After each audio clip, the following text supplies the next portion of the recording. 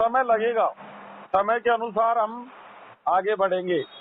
बाकी जो आप चाहोगे वो सब होगा। सर कोई मैसेज ही नहीं आ रहा है ट्विटर पे। सर वो तो पोर्टल पर अभी देखो, दिल्ली में G20 का सम्मेलन भी था और हाँ शायद सर हाँ। कुछ परिवर्तन होगा शायद, इसमें काम चल रहा है। पोर्टल आज नहीं कल से शायद काम करना चालू कर देगा वहाँ। जी सर। हाँ, थोड़ा सा पोर्टल पे 2 दिन से क्लेम नहीं हो पा रहे।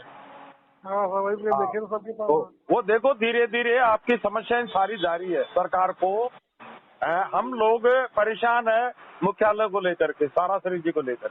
वो क्यों नहीं बोलते भाई? उनका बोलने का काम ही नहीं है।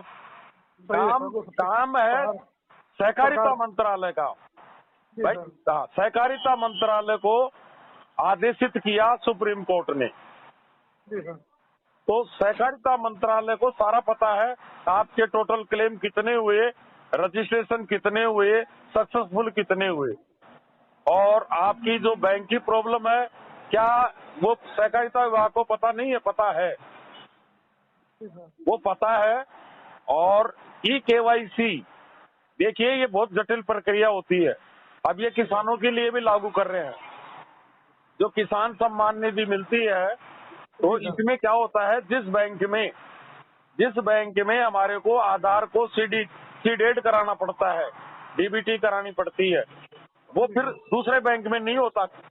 KYC तो आप 10 बैंक में खाता है आपका, 10 जगह KYC कर दोगे, लेकिन E-KYC केवल एक ही बैंक में होता है।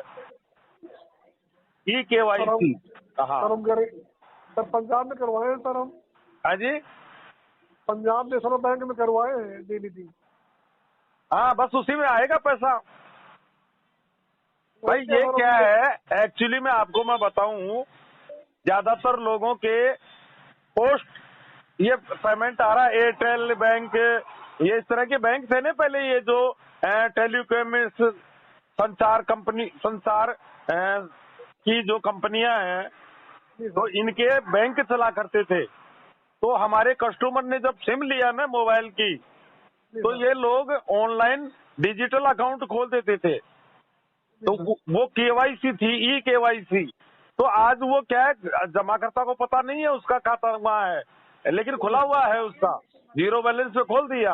अब वो क्या है कि वो सामने आ रहा है, इसीलिए NPCI का फॉर्म भरना पड़ रहा है, उसको डिलीट करवाया जाता है जो पुराना पोर्टल पर दिखाई देता है। तो थोड़ी प्रॉब्लम है, लेकिन ये पोर्टल ही सरकार को सब पता है, सारा इंडिया के बारे में सरकार को सब पता है, लेकिन पूरी दुनिया को दिखाएगी सरकार कि ये सारा के जमा करता है।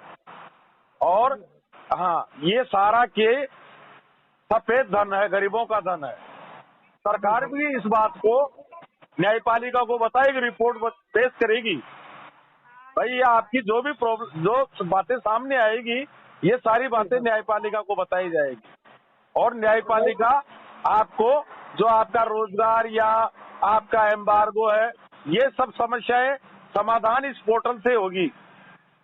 तो क्लेम कराइए बस, क्लेम। वही सर दोपहर में सर आपके पास फोन के लिए, आप फोन नहीं उठाए सर, कहीं बिजी है क्या? हमको लगता है नहीं सर, मैं जानबूझ के आपका मोबाइल नहीं उठाया था। नहीं सही सर, वो इसलिए नहीं उठाया था कि आपका रिपीट मोबाइल आ रहा था। देखिए सर, मेरे पास जमाकर्ताओं के मोबाइल आते हैं और कार्यकर्ताओं के भी आते हैं, तो रिपीट असंभव है। लेकिन अभी क्या है, मैं मूड में था बात करने के में, और अभी मैंने 2 मोबाइल पेंडिंग थे, उनको जानबूझ के मोबाइल लगाया, उन्होंने उठाया नहीं, तो मैंने देखा कि इस समय मैं बात करने के मूड में हूँ। आज मैं जयपुर चला गया था और दवा लेने गया था, लेकिन हॉस्पिटल बंद हो गया था, SMS हॉस्पिटल। आज संडे था, 11 बजे बंद हो गया। अब मैं मोबाइल का इतना लोड होता है कि मैं 12:30 बजे हॉस्पिटल पहुंचा, दवा नहीं ले पाया। तो आज मैं मोबाइल कम उठाया हूँ, कार्यकर्ताओं के न के बराबर उठाया हूँ। तो क्या सर तबियत गड़बड़ है क्या? हाँ जी, तबियत गड़बड़ है आपकी? तबियत खराब चलती है मेरी रेगुलर। मैं कम से कम 10, 12, 15 साल से लगभग बीमार हुआ से मान लीजिए, परमानेंट ट्रीटमेंट चलता है। गर्दन जाम है इस समय, मेरी गर्दन ऐसे घूमती नहीं है। मेरे सेक्टर के कार्यकर्ता जानते इस बात को कि पहले मैं लगभग ये समझ गए थे कि ये खत्म होगा, बचेगा नहीं है कोई। ईश्वरीय ताकत ने ही बचाया था मेरे को। अरे संभाल की आशीर्वाद करो। हाँ, तो कार्यकर्ताओं को मुझे मालूम है पीड़ाएं बहुत है। मेरी कल बात हुई थी आसाम के कार्यकर्ता से। जी सर। आप ये सोचिए, हमारे त्रिपुरा, आसाम, कर्नाटक, केरल, वेस्ट बंगाल के कार्यकर्ता बहुत पीड़ित है, बहुत पीड़ित है। वहाँ अधिकारी नहीं है, अधिकारी मोबाइल नहीं उठाते हैं। बड़े बड़े जो कलेक्टर थे 10-10 लाख के, जो ब्रांच टॉपर थे, जो ब्रांच टॉप थी, आज उनकी दुर्दशा हो रही है।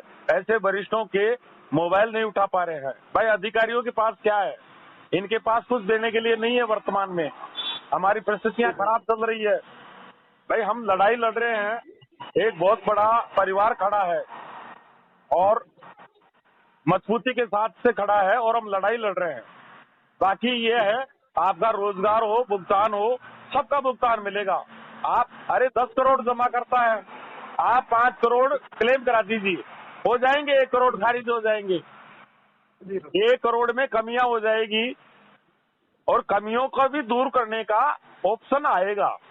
30 दिन बाद में मैसेज प्राप्ति के 30 दिन बाद में ऑप्शन आएगा, जो कमियां रही उनको दूर कर दिया जाएगा। बाकी सरकार की मानसिकता आपको मैं बता रहा हूँ। अमित शाह जी ने जो बताया था मैं आपको फिर याद दिला रहा हूँ। अमित शाह जी ने, सरकार ये चाहती है कि भुगतान तो सबको मिलेगा। अमित शाह जी ने हरिद्वार की धरती से बोल दिया, सारा इंडिया की 4 सहकारी समिति के 10 करोड़ जमाकर्ताओं को ब्याज सहित भुगतान मिलेगा। ये मैं नहीं कह रहा हूँ, देश का सहकारिता मंत्री बोल रहा है इस बात को हरिद्वार की पावन धरती से।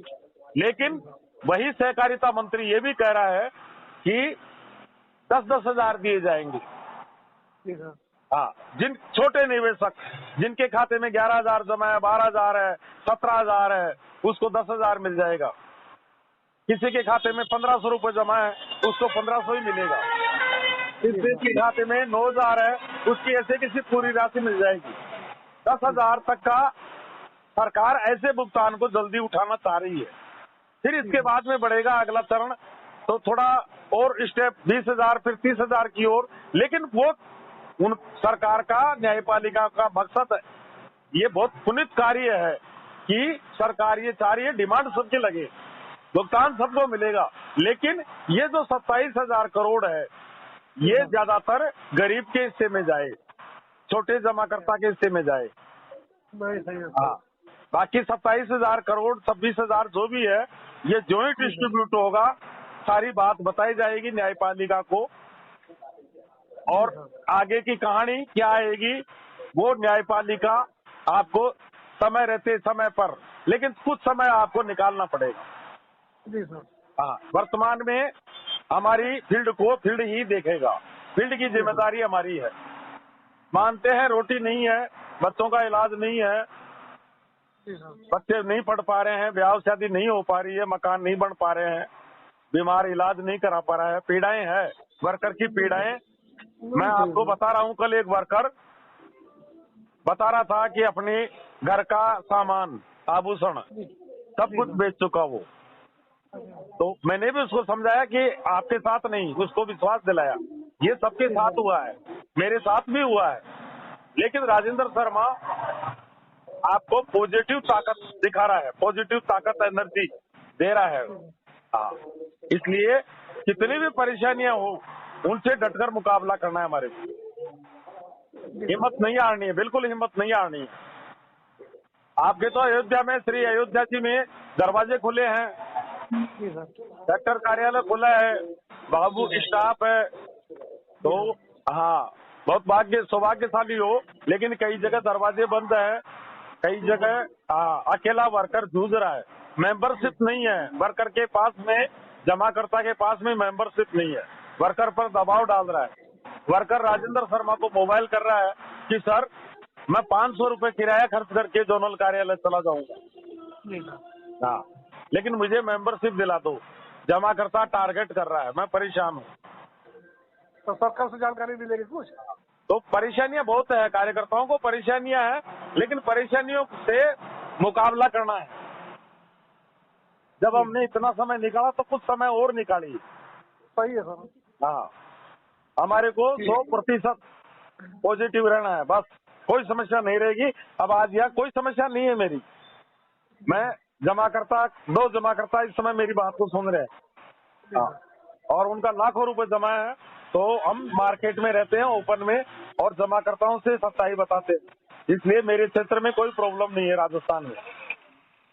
Okay sir. हाँ ठीक है सर, ओके सर। क्लेम कराइए, क्लेम में कंजूसी नहीं, इस काम में लग जाइए। ओके सर, सारा प्रणाम सर। सारा प्रणाम सर।